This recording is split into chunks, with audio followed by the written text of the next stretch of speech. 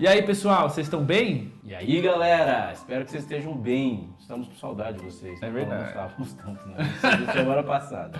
Saiba mais seu jeito de estudar a Bíblia. Saiba mais o nosso e o seu jeito de estudar a Bíblia. E aí, Rodrigo? Hoje a gente tem um tema especial, um tema da saúde. Você já viu no título e no thumbnail, né? Mas a gente quer estudar esse tema interessante e vamos descobrir verdades bíblicas que você não tinha pensado ainda. Ou tinha pensado.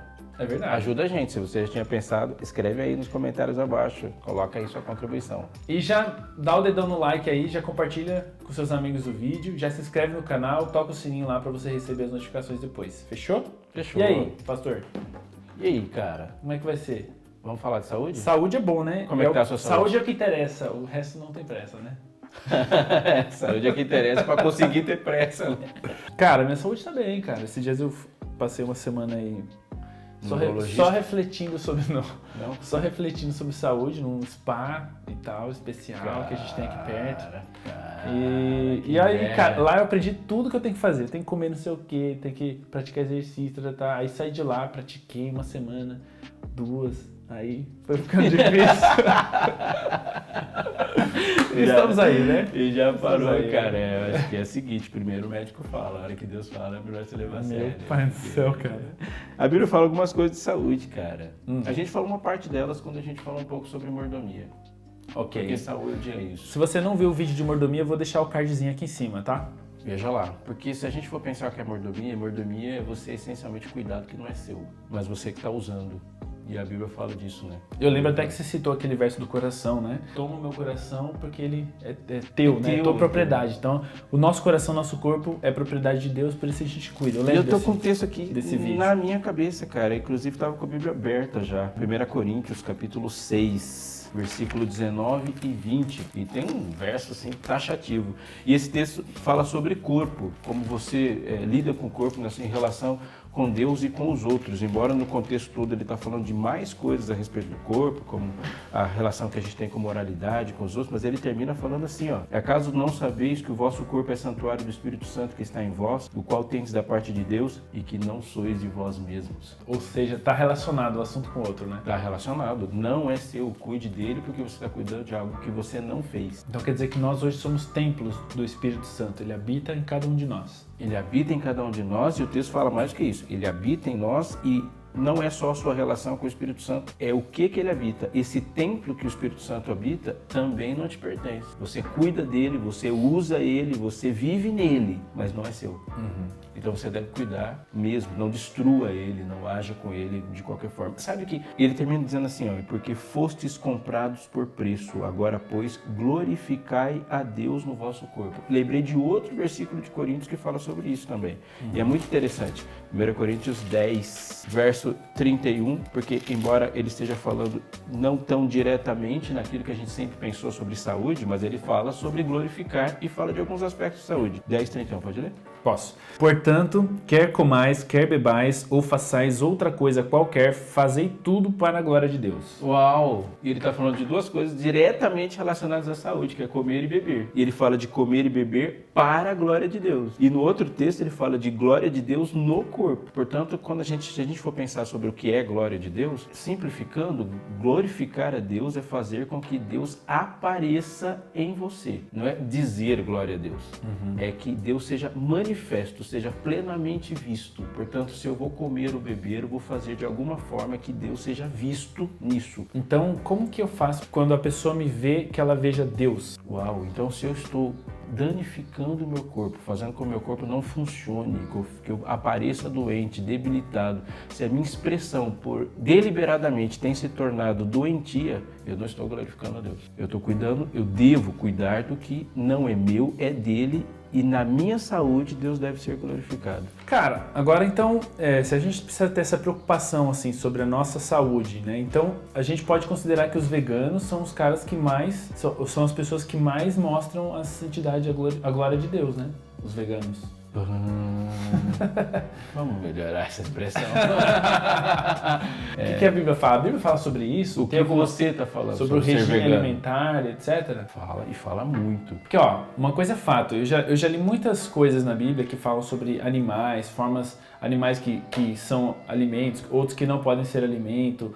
Tem muita gente que fala que a carne, ela chegou por uma ordem de Deus, né? Deus deu a carne para você comer e depois outras pessoas falam que a carne prejudica a nossa saúde, a ciência diz também. Então existe muita divergência, tanto na ciência, né? E tanto também no que a gente acha que a Bíblia fala sobre isso. Então acho que seria legal a gente falar o que a Bíblia diz sobre isso, nessa questão de alimentação. A Bíblia e a ciência não discordam quando se fala disso. Talvez algumas filosofias sejam concorrentes e discordantes, mas a Bíblia e a ciência não. Vamos pensar em algumas coisas?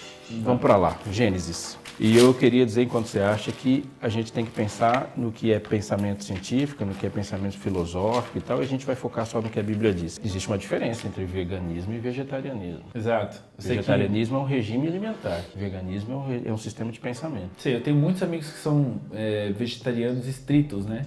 Isso. Mas eu sei que existe uma diferença entre vegetarianismo estrito, que não come mesmo nada, e quem é vegano porque tem uma filosofia por trás, né? Existe outras regras que precisam ser cuidadas. Né? E talvez a gente não queira mergulhar nisso.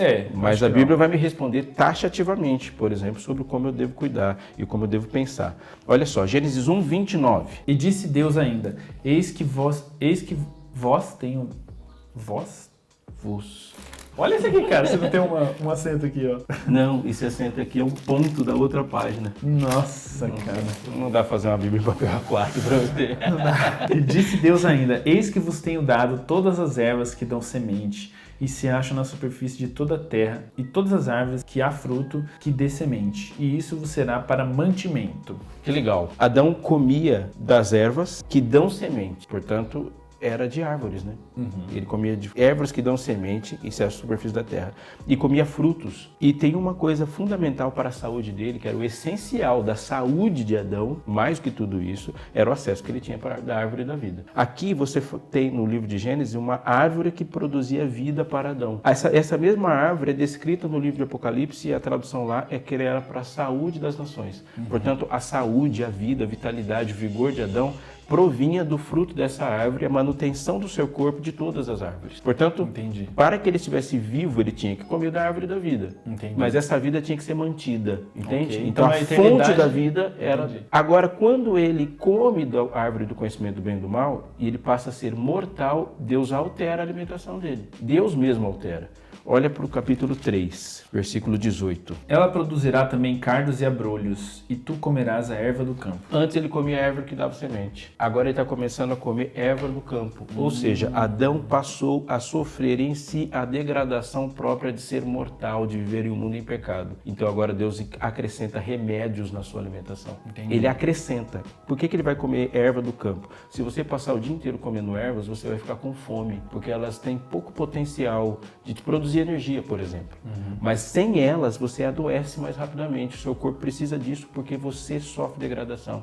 Um dia perguntaram para mim assim, por que você come verduras, legumes, vegetais, alface e derivados? Eu falei, porque eu sou mortal. Não é só porque eu gosto. Deus acrescentou isso. Olha só que interessante também. Versículo 19. No suor do teu rosto comerás o pão, até que tornes a terra, pois dela foste formado. Porque tu és pó e ao pó tornarás. Não há nenhuma relação apenas ou restritamente à atividade física de Adão. Agora tem uma ênfase à atividade física. No suor do teu rosto comerás o teu pão. Antes fala do trabalho que ele tinha. Agora ele fala que ele precisa, esse homem precisa de atividade física. Entendi. Portanto, o pão que vinha Adão agora não vem de maneira mais fácil, não só porque a terra ficou diferente, mas porque Adão precisa de um tipo de atividade para que essa morte que chegaria não chegue tão mais rápido. Então agora Deus acrescenta coisas na vida do homem próprias da sua mortalidade. Uma alimentação que seja equilibrada, uma alimentação que esteja medicinal, digamos assim, e um tipo de atividade para ele viver.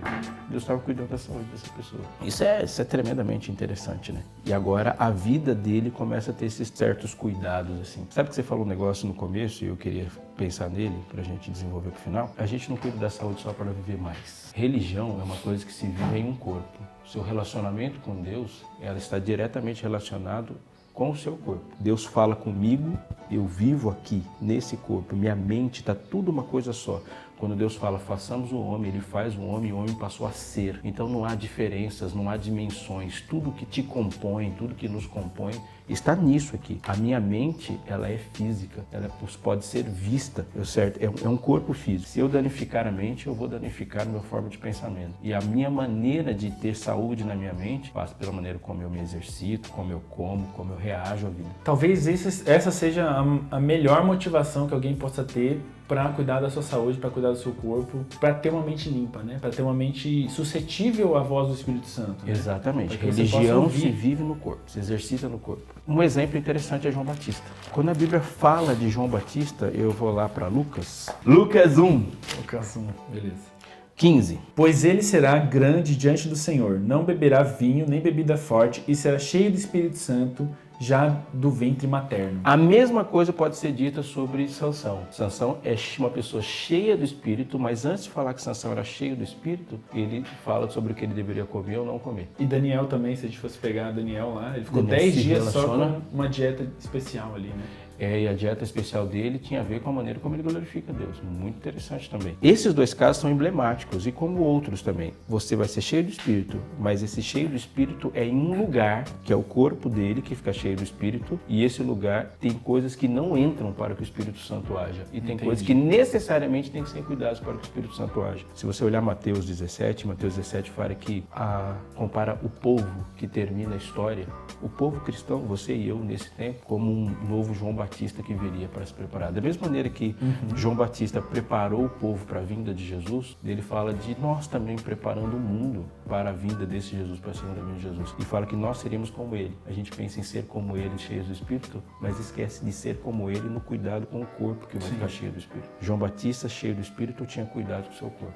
Tessalonicenses é um texto, e ele arrebenta quando fala disso. Arrebenta. Eu acho que talvez seja o texto mais top da Bíblia quando fala de saúde. Tessalonicenses 5:23. O mesmo Deus da paz vos santifique em tudo, e o vosso espírito, alma e corpo sejam conservados íntegros e irrepreensíveis na vinda do nosso Senhor Jesus Cristo. Ele fala de preparo para encontrar-se com Jesus. Esse preparo deve ser feito com esmero. E ele fala que você não deve se preparar para a volta de Jesus só lendo, só orando. Ele diz que o vosso corpo, a vossa alma e o vosso espírito sejam conservados íntegros e irrepreensíveis na vinda do nosso Senhor Jesus Cristo.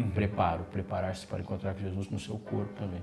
Então saúde tem tudo a ver com volta de Jesus, tem tudo a ver com o Espírito Santo, tem tudo a ver com o derramamento da chuva serôdia, tem tudo a ver, porque você tem que estar preparado, seu corpo tem que estar receptível para receber essas bênçãos que vêm de Deus, né? Perfeito. Religião é algo que se vive em um corpo. Se não houver um corpo, não há uma religião para isso. Cara, sensacional. Se você está disposto a viver uma vida um pouco mais chata, comendo coisas ruins, a vida fica muito melhor quando você tem um corpo para vivê-la. É verdade. Um corpo disponível, um corpo saudável. Você está disposto? Você está disposto a viver uma mudança na sua vida, na sua saúde, para que você tenha mais qualidade de vida e receba melhor o Espírito Santo? Uma dica para você, cara, e para você também. Não radicalize. Seja radical no princípio, mas não no método. Então, pensa assim, o que eu posso ser mais saudável ou no que eu posso ser mais saudável hoje? Uma boa parte do fracasso das pessoas é não seguir o método da Bíblia. Você querer mudar tudo no mesmo dia. Hoje, coloque uma coisa.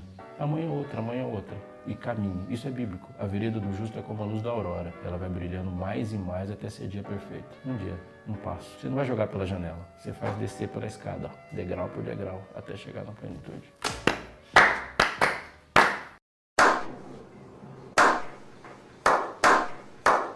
Vamos orar? Eu vou orar por você. Vamos orar. Cuidar do seu corpo. Para voltar, né? Cuidar. Para voltar, né? Querido Deus, muito obrigado por esse momento que passamos aqui, pela Tua palavra ser tão completa e falar de tantos aspectos da nossa vida. Amém. Abençoe-nos, Senhor, para sermos inteligentes no trato com o nosso corpo e que nosso corpo te faça sorrir também. Amém. Em nome de Jesus. Amém. Amém.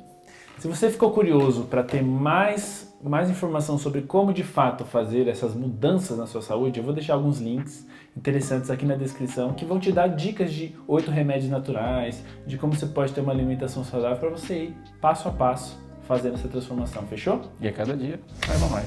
Valeu. Que bom que você chegou até aqui. Agora você pode clicar e ver um desses 2 vídeos ou então colocar o seu cadastro neste link que está na descrição. Clica, vai, clica, vai!